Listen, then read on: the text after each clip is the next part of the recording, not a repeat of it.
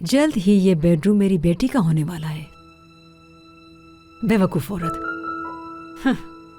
ये सारा फर्नीचर हटा देंगे। देखो जरा, ये सारा फर्नीचर हटा दिया जाएगा, नया फर्नीचर आएगा मेरी बेटी की पसंद का।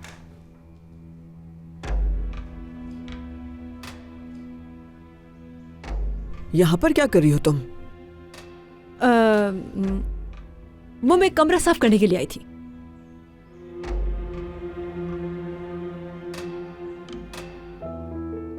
लेकिन झाड़ू या डस्टर तो नहीं है तुम्हारे हाथ में। मकसद क्या है यहां आने का?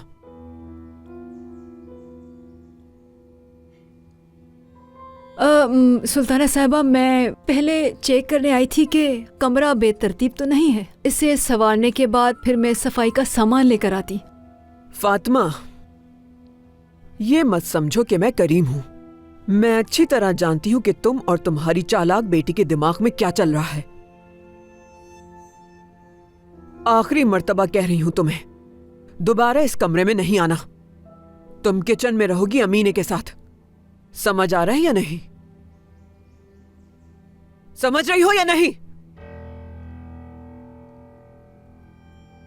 समझ गई सुल्ताना साहिबा, अच्छी तरह से समझ गई। निकलो।